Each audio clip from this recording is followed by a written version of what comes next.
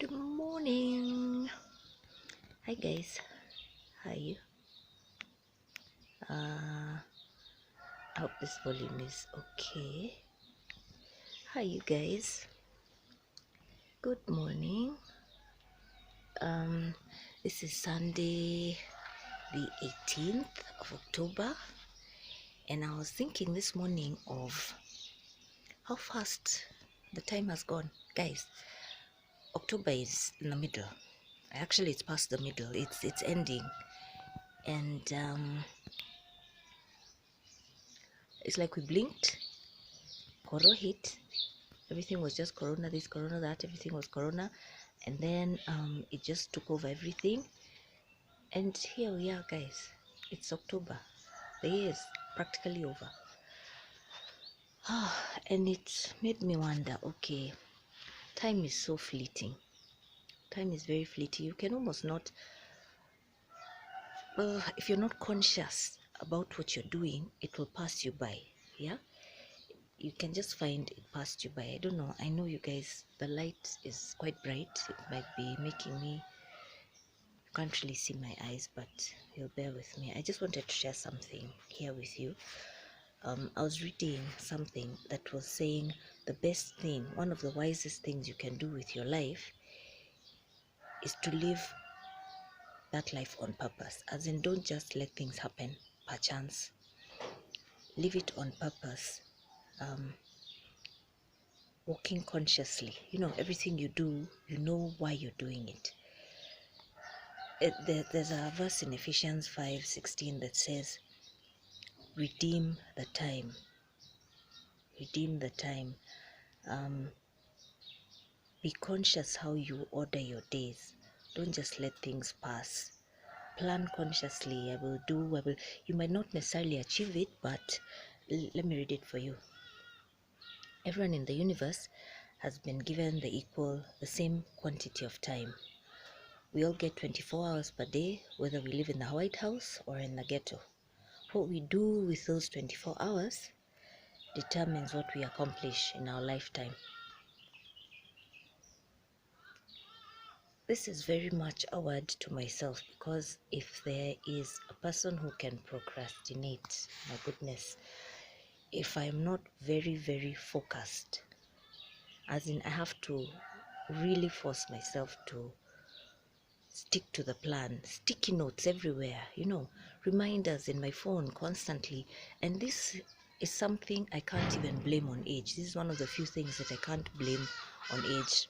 I'm using age lately as an excuse for everything that I forget, but this is something I've had for a while, and I learned and I realized, it's something I've tested and proved that if I put it down, if I'm very intentional about it, I get it done, and with minimal struggle.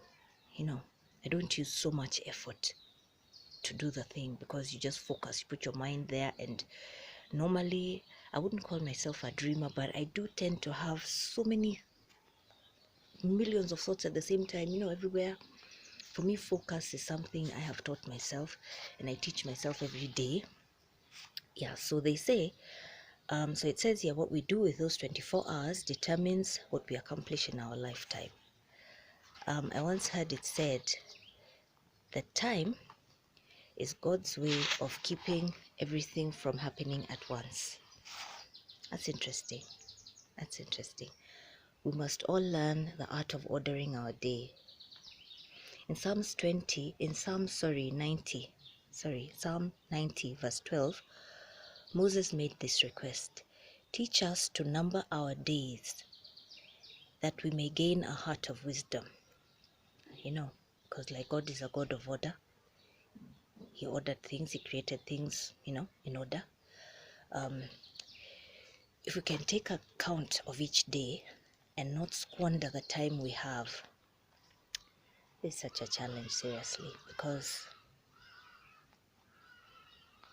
how easy it is to just find a day past what you had planned. You didn't even make one move on it.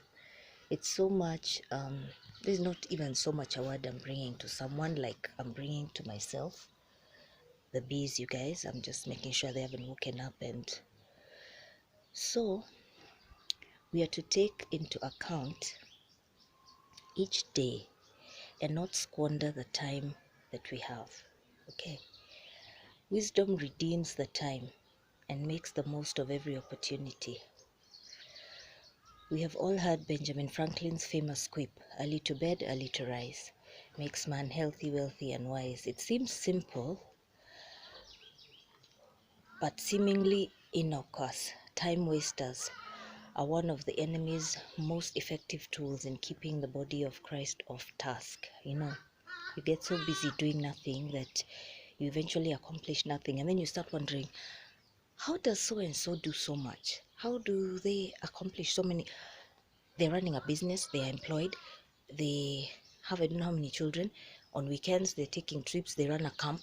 You know, that person doesn't have a 50-hour day. It's planning. And when you actually order things and realize and do certain things at certain scheduled times, you even schedule rest time. And you'll be like, okay, by such and such a time, I'm done. I watch Gillian Perkins. She's like one of the first people on YouTube that she like made me know what YouTube is, vlogging and all of that stuff. She has a small baby. I think she recently got a second born. By then she only had one child who was very young, and she works from home. She's doing it. She's a big YouTuber now. She's doing really well. She has a lot of followers. But she had her office all set up. It was a formal, proper office where she would go in the morning. She'd be up early, go to the office in her house, of course, and by 12:30, her chores were done. She had finished work, accomplished a hell of a lot. She had certain days for replying mails, like that. You order even the work itself. And I thought that was great. I found her very inspiring. At that point, having a channel was the last thing on my mind, because I have consumed YouTube for at least 2 years regularly without even considering that I could do it until something just happened. Anyway, so by noon, 12:30, her day has issued. Her day is done. She's finished her official day, accomplished everything that she's planned, which is very well organized and everything. And then she has time for her kids, her family. She'll cook. She's at home, so she's doing the chores. At some point, when now she started becoming quite popular, her emails began to become a little overwhelming. Yeah. And she got someone. Is it her? I don't know if I'm confusing her with another YouTuber, but you can get to a point where you outsource a little. It's not a crime. Outsource someone to be answering basic mails so that you only reply the ones. And I think she even introduced courses at some point, growing the business to a point where it's bringing more income than just, it's no longer just the ads. Yeah. So yeah. So in an age of time-saving modern conveniences such as automatic dishwashers and microwave ovens, we also have major time depleters like telly and the net. What don't I know about the net? What would Ben Franklin have thought about the masses who stay up watching cable TV until all hours of the night, channel surfing from one infomercial to another, because they're too tired to go to bed? Ordering your day requires the ability to prioritize. I'm preaching to the choir, of course. I know everyone here is mature and everything. It's just reminders. We talk to each other to remind each other. As you talk to yourself, you share because you have the platform, So it requires the ability to discern what is distracting. And actually, that is not as easy as it sounds.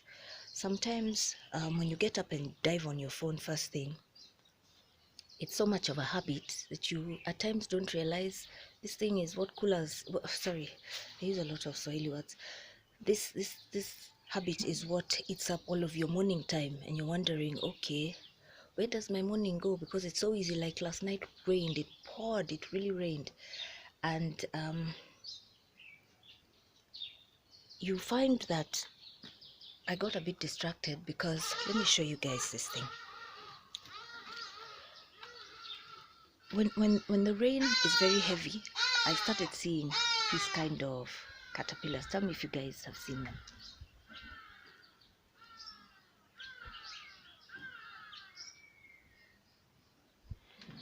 Did you see it? It's yellow and red. The skin is yellow and red. Is it in the sun? The skin is yellow and red, and it's like the creepiest thing I've ever seen. And it where is it?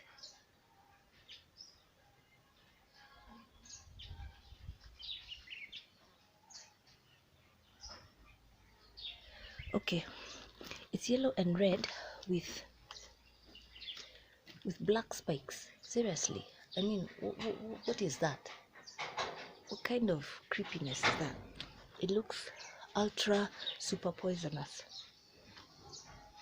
Anyway, so ordering your day requires the ability to prioritize. It requires the ability to discern what is distracting, busy work, and what is kingdom effectiveness. Really, when you wake up knowing this is what I'm supposed to do, purpose is one thing that can so mess you up if you're off it. You know, if you're totally off it, you just run around doing stuff, you feel exhausted, you feel dissatisfied, and you're thinking like, okay, what did I accomplish today? And I'm so tired. Anyway, effective time management requires getting God's heart on what is worth investing time in. This is no easy feat, guys. Let me just tell you, it is not easy to find out what you were made to do on this earth. That requires enough prayer. I'm still trying to find out myself. It requires enough dedication. Everyone has their own path on this one, and it's not easy, guys. It's not easy. So I'm going to just leave that one there. Let me park that one there. Let me repeat. Effective time management requires getting God's heart on what is worth investing time in versus what we should not be spending or even wasting time on. You know.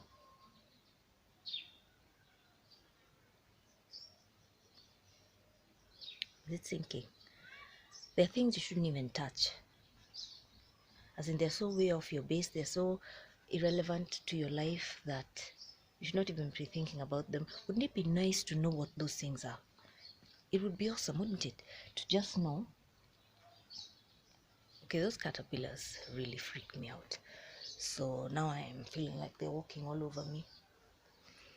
Okay, it would be so awesome. And it's not a one-day prayer because it's something I have tried to search for. You know, you want to wake up and know I'm living in my purpose. Think of the satisfaction of waking up and doing stuff. What you're doing, it's not guesswork.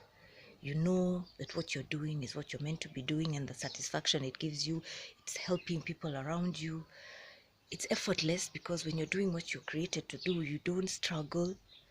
I think it's just so awesome, and it's not easy to find that thing. That sweet spot isn't easy to find. As with any financial investment, you must ask what kind of return your time investments are yielding. Well, that's a way to look at it. What kind of return your time investments, it's an investment of time, are yielding? Are you getting anything back? Or are you just putting in and it's just evaporating, disappearing there? You know, you can't have nothing to show for whatever you've been doing for such a long time. It's no fun feeling like you just wasted your life, you know? Yeah. So time spent is a cost. Spent is in quotes. Spent, you know, like the way you spend money. Time spent is a cost. And you must be mindful of the benefit you are exchanging for the cost you are incurring. There are some things that come naturally with age.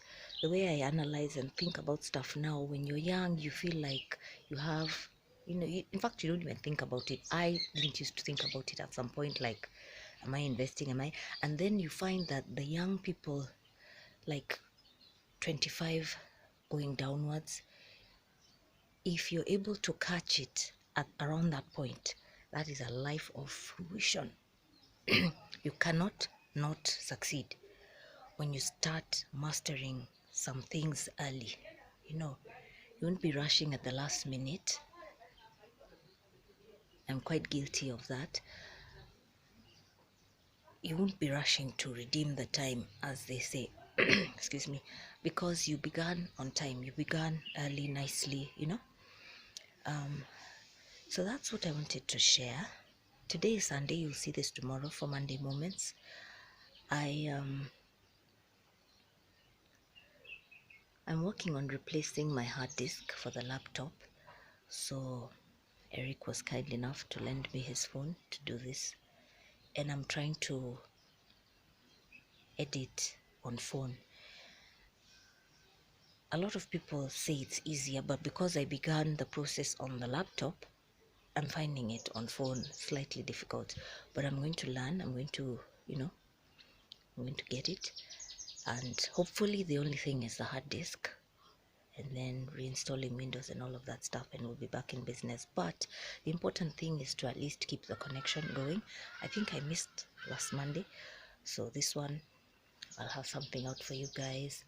And have a great week. Have a lovely Sunday. As you can see, I'm home. I've not yet gone back to attending church. Churches are open in Kenya, I think, for a specific number of people at a go. Tell me, how is church where you're at? Are they fully open? Are they still closed? Is there anywhere where they're still closed? I'm not sure. Tell me. Yeah. So it was great talking to you guys. As always, I will see you guys next week. Have a great week ahead. Redeem the time.